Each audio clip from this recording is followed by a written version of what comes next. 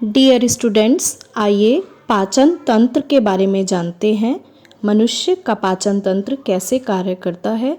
पाचन तंत्र में मलाशय, बड़ी आंत, छोटी आंत, अग्नाशय, अमाशय, यकृत,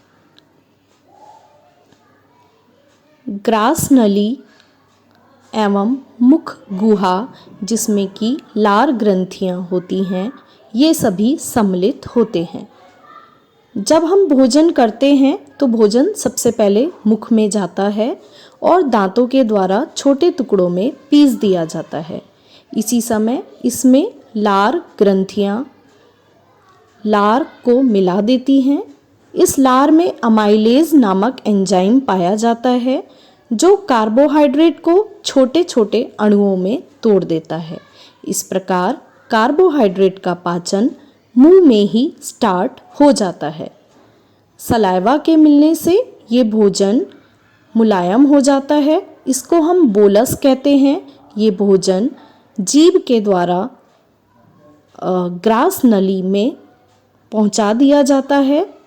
ग्रास नली, जिसे हम ओएसोफेगस कहते हैं, ये अनेकों परतों की बनी हुई होती है।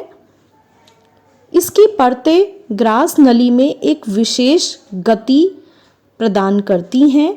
इस गति को हम पेरिस्टलिक मूवमेंट कहते हैं, जिसके द्वारा ग्रास नली में गया हुआ भोजन वापस मुंह में नहीं आता। ग्रास नली से यह भोजन अमाशय में पहुंचता है।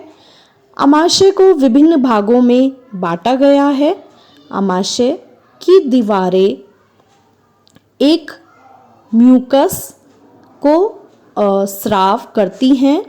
ये म्यूकस अमाशय में बनने वाले एसिड, जिसे हम गैस्ट्रिक एसिड कहते हैं, उससे अमाशय की दीवारों को खराब होने से बचाती है। अमाशय में गैस्ट्रिक एसिड निकलता है। यह अमाशय ग्रास नली के द्वारा एक द्वार से बंद होता है। ग्रास नली से भोजन अमाशय में जैसे ही आता है, यह द्वार स्वतः ही बंद हो जाता है, जिससे कि अमाशय में उपस्थित एसिड ऊपर ग्रास नली में नहीं आता। अमाशय में pepsin enzyme, lipase enzyme, hydrochloric acid और इंट्रिंसिक फैक्टर पाए जाते हैं। इन सभी के अपने अपने कार्य हैं। अमाशय में जब हम भोजन करते हैं तो भोजन के साथ कुछ बैक्टीरिया भी आते हैं जो हमारे शरीर के लिए हानिकारक होते हैं।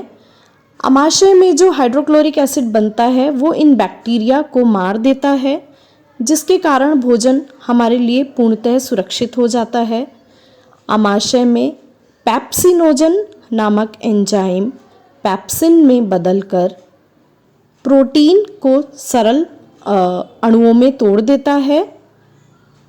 पेप्सिनोजन एंजाइम को प्रोटीन में परिवर्तित करने का कार्य भी हाइड्रोक्लोरिक एसिड ही करता है।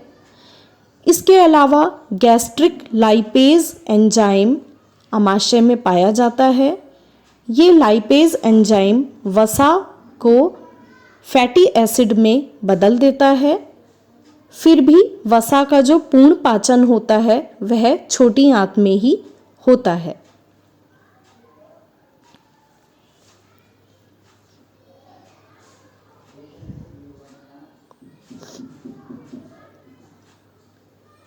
अमाशय में लगातार संकुचन चलते रहते हैं। लगभग प्रत्येक 20 सेकंड पर अमाशय में संकुचन होता है, जिसकी वजह से अमाशय में भोजन अच्छी तरह से मिक्स हो जाता है, जिसे हम चाइम कहते हैं।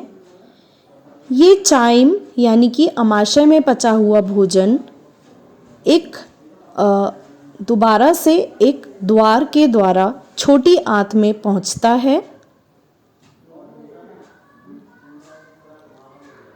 इसका द्वार छोटा होता है, जिसकी वजह से बड़े टुकड़े अमाशय में ही रह जाते हैं और वो छोटी आंत तक नहीं पहुंचते। अमाशय से यह भोजन फिर छोटी आंत की तरफ आगे बढ़ता है। यकृत हमारे शरीर की सबसे बड़ी ग्रंथि है जो कि बाइल जूस बनाती है और यह गॉल ब्लैडर में इकट्ठा होता रहता है। इसी प्रकार पैनक्रियाज यानी कि अग्नाशय के द्वारा अग्नाशिक रस बनाया जाता है और ये दोनों ही रस एक नलिका के द्वारा छोटी आंत में पहुंचते हैं।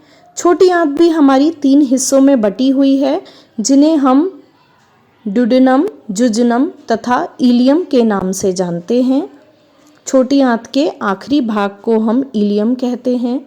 छोटी आंत ही वह स्थान है जहाँ पर यकृत से बाइल जूस एवं अग्नाशय से अग्नाशिक रस आकर भोजन में मिलते हैं।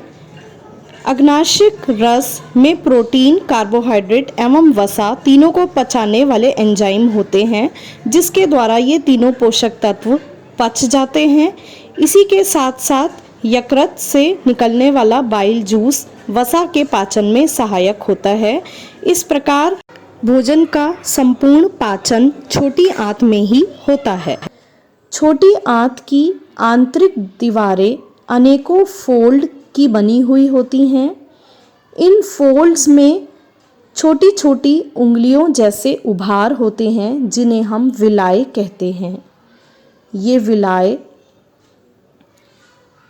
प्रत्येक विलाय के अंदर अनेकों नलिकाएं होती हैं, रक्त वाहिनियां होती हैं। ये रक्त वाहिनियां, छोटी छोटी रक्त वाहिनियां जिन्हें हम कैपिलरीज कहते हैं, ये हमारे भोजन में से पोषक तत्वों को एब्जॉर्ब कर लेती हैं यानी सोख लेती हैं और उन्हें रक्त में मिला देती हैं। इस प्रकार भोजन के पोषक तत्व सरल अणुओं में छोटी आंत में अवशोषित करके रक्त में मिल जाते हैं और वहाँ से शरीर के अन्य अंगों तक पहुँच जाते हैं। छोटी आंत का आखिरी भाग जिसे हम इलियम कहते हैं, उसमें उंगलियों जैसे उभार नहीं पाए जाते। यहाँ पर केवल कुछ खनिज तत्वों जैसे कैल्शियम, जिंक या अन्य कुछ पोषक तत्वों का अवशोषण होता है। छोटी आंत से यह भोजन फिर बड़ी आंत की तरफ जाता है। यह बड़ी आंत छोटी आंत से ज़्यादा मोटी होती है। इसकी लंबाई लगभग 1 मीटर होती है। यह लंबाई में छोटी आंत से कम होती है। छोटी आंत और बड़ी आंत के बीच में भी एक वाल्व होता है जिसके द्वारा भोजन छोटी आंत से बड़ी आंत में जाता है। बड़ी आंत में भी उंगलियों जैसे उभार जिन्हें हम विलाय कहते हैं वो नहीं होते, बल्कि इसके विपरीत बड़ी आंत में लाखों की संख्या में बैक्टीरिया होते हैं। ये बैक्टीरिया हमारे पाचन तंत्र को दुरुस्त रखते हैं, विटामिन B12 के निर्माण में सहायता करते हैं और साथ ही हमारी इम्यूनिटी को बढ़ाते हैं और शरीर के हानिकारक बैक्टीरियाज को ख़त्म करने में मदद करते हैं।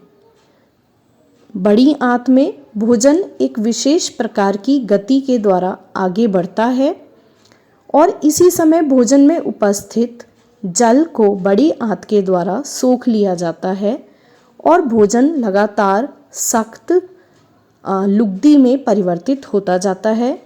यह भोजन का वह बचा हुआ भाग है जो कि छोटी आंत में अवशोषित नहीं होता और जो हमारे शरीर में अब किसी कार्य का नहीं है।